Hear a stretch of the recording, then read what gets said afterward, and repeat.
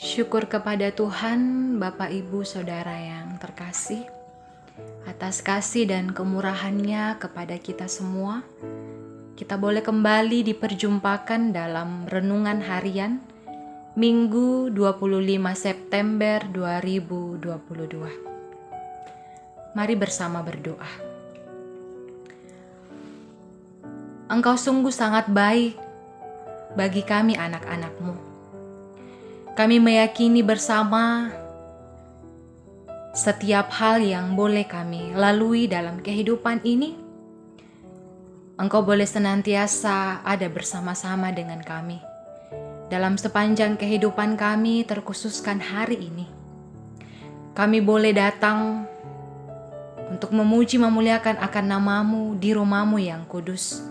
Dan pada saat ini pun kami akan merenungkan firman-Mu.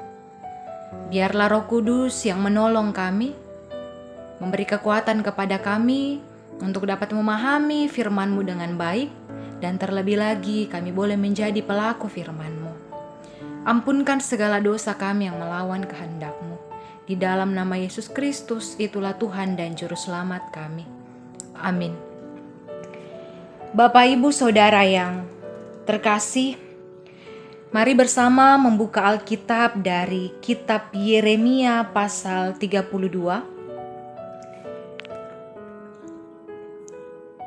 ayat 26 sampai ayatnya yang ke-35.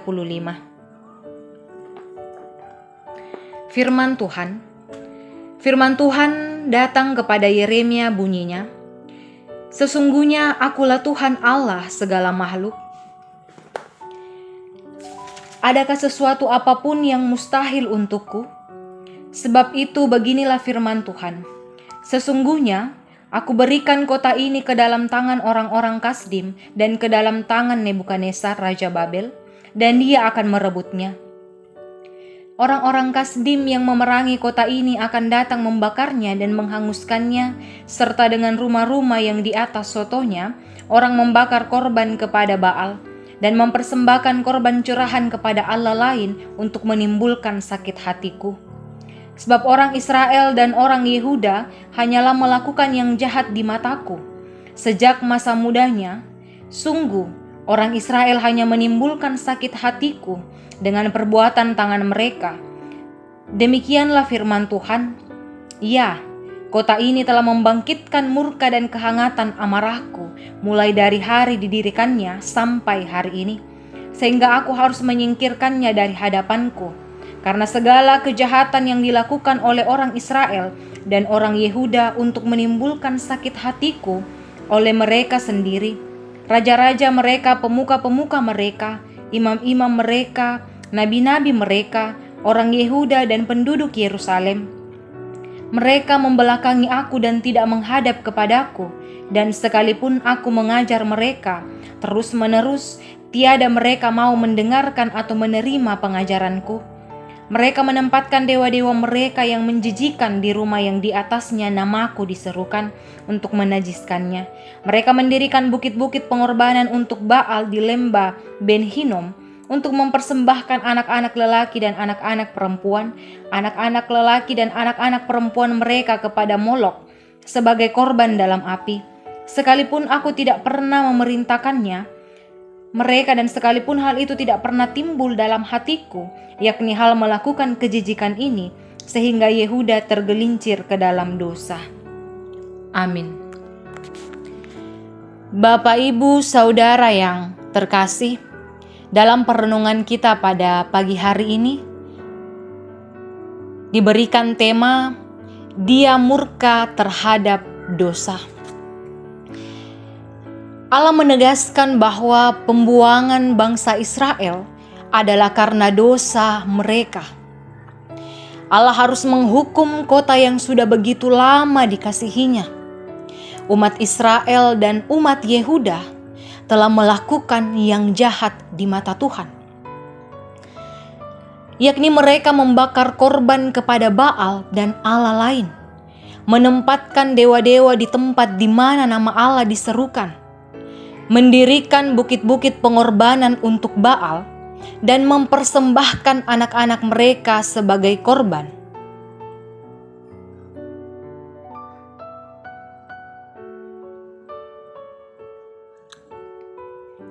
Mereka menggunakan anak-anak mereka sebagai korban. Akibat dari perilaku mereka, seluruh negeri itu terjangkiti oleh penyembahan berhala dan berbagai kejahatan. Allah yang berdaulat dan maha kuasa menyatakan tindakannya yang adil dengan mendatangkan hukuman yang dahsyat dan menimpa umat yang durhaka itu. Saudara-saudara, Allah itu adil dan penuh kasih.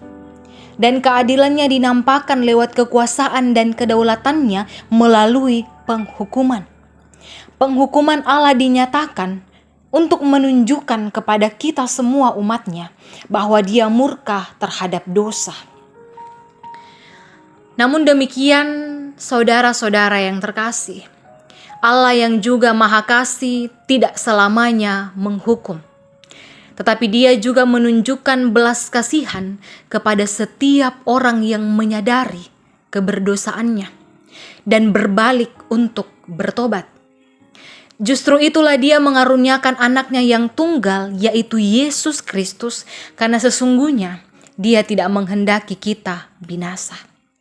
Kasih setianya yang tidak terbatas menjangkau setiap orang yang mau berbalik dan memperbaharui kehidupan mereka menurut ketetapan firman-Nya. Dia menghukum kita agar kita sadar akan pelanggaran kita. Tetapi mereka yang terus berkanjang di dalam dosa, itu akan terus berada di dalam penghukuman dan menuju kepada kebinasaan. Itulah Bapak Ibu Saudara yang terkasih, sadarlah dan segeralah bertobat karena Allah mengasihi kita semua. Terpujilah Kristus. Amin. Mari berdoa. Untuk setiap kasih karunia dan kemurahan yang Engkau nyatakan kepada kami anak-anak-Mu. Sungguh luar biasa. Meskipun kami menyadari kami ini terbatas. Kami terkadang melakukan hal yang tidak sesuai dengan firman-Mu. Tetapi Engkau tidak pernah meninggalkan kami sedetik pun. Engkau selalu menunggu kami. Engkau selalu merindukan kami untuk segera datang berbalik kepadamu. Dan Engkau senantiasa menganugerahkan kesempatan kepada kami anak-anak-Mu. Biarlah lewat firman ini boleh kami renungkan dalam kehidupan kami untuk dapat menyadari diri kami pribadi lepas pribadi bahwa kami memang benar-benar bukanlah apa-apa tanpa Engkau Tuhan. Seluruh kehidupan kami berada di bawah kendali-Mu. Dan biarlah kami boleh senantiasa meneguhkan iman kami. Kami boleh menggunakan kesempatan yang masih Engkau berikan kepada kami dengan baik, agar kami pun boleh memperbaiki kehidupan kami masing-masing. Engkau yang selalu ada bersama-sama dengan kami, dengan umat-Mu Tuhan, baik setiap orang tua, bahkan yang mungkin sudah lanjut usia. Pertolongan-Mu, penyertaan-Mu senantiasa Engkau nyatakan dalam kehidupan umat-Mu di dalam masa tua. Biarlah senantiasa bersuka cita menjalani masa tua mereka dan dalam setiap pekerjaan umat-Mu. Untuk setiap hal yang boleh Engkau percayakan kepada mereka di dalam dunia ini untuk mereka kelola, Engkau yang menganugerahkan hikmat bagi mereka agar dapat menjalani setiap tugas dan tanggung jawab mereka dengan baik. Engkau pun senantiasa memberkati anak-anak bertumbuh senantiasa di dalam kasih-Mu. Ketekunan boleh senantiasa Engkau anugerahkan agar boleh menyelesaikan pendidikan dengan baik, menjalani masa muda sesuai dan seturut dengan kehendak-Mu. Engkau hiburkan dan kuatkan kami yang berduka cita.